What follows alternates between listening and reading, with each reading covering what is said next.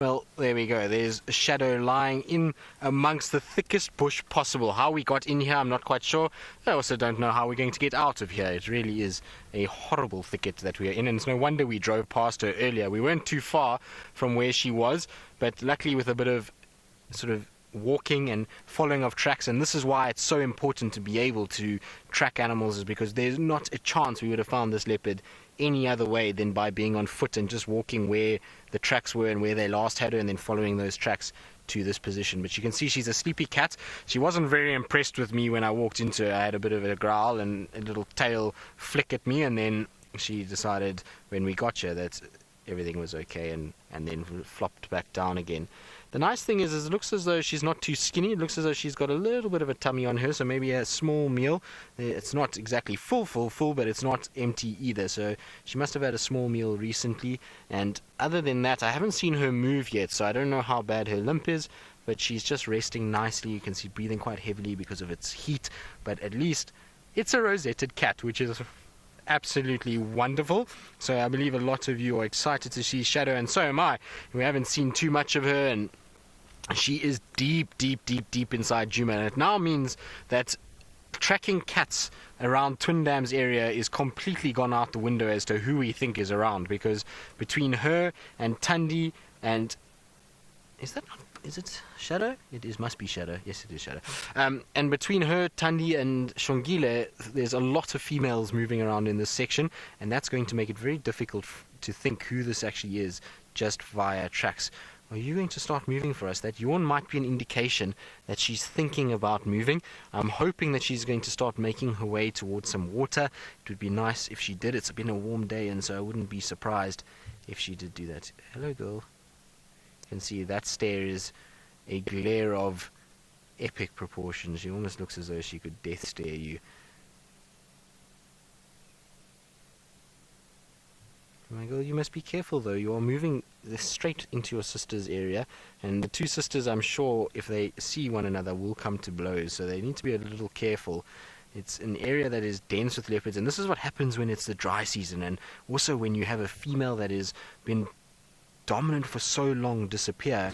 The animals in the dry season start congregating around water, and because Karula is no longer here, she would have kept everybody at bay and kept everybody in their relative and their respective territories. But now that she's disappeared, you can see there's this influx of these two females. Exactly what we thought would happen is that Shadow would push from the west, Thandi from the east, and this looks like it's going to be the divide line. Twin Dams is going to be the battle as to who actually gets it, because it's an ideal spot. The Milwaukee is here. It's a great place for denning. It's a great place with water and food availability.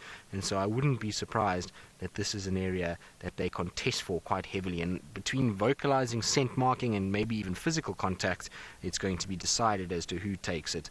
I would hypothetically think that Thandi will probably end up with it more than what Shadow would, but you can't rule them out. I remember seeing Shadow when I first got here on Chitwa airstrip, moving around in that area and mating with one of the males. So she can travel, this female, and she does sometimes go into her sister's territory, but it's, I would imagine, will be more for Thandi to take this area.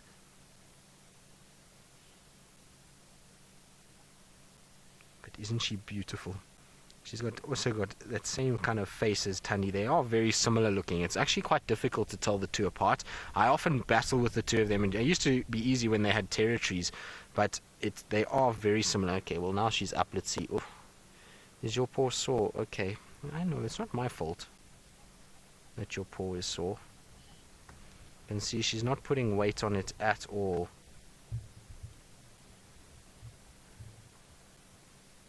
It looks worse than when we saw her the other day. It doesn't look... Okay, girl. Okay. Everything's fine. Just sit there. Okay. You can see she's grumpy. Her foot is sore. Her cub is not here at the moment. For those of you that are wondering, I don't see the cub. I mean, the cub might be here, but I don't see any tracks for the cub. But that foot of hers is sore, and she's not happy about it. She's not happy about maybe the fact that I walked into her when she's in a compromised situation. You can see the foot is on the ground. There's no visible sign of injury anywhere there, but she's definitely a little on the grumpy side. So we're just going to give her space and let her move around, and try not to make too much eye contact with her, because It's funny with leopards, unlike lions, when you make eye contact, they almost take it as a challenge and they get a little bit more grumpy about it. And so it's best to just avoid eye contact, speak softly, and not move too much, and let her just calm down and get used to our presence again. But you can see, oh, there we go. She's actually putting weight on it. That's okay.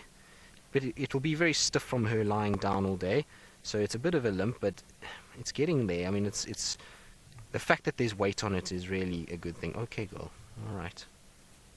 We're not here to do anything to you. You can go past us. There we go. If you were wondering if she can get up into a tree, there we go. She's just scratching her claws.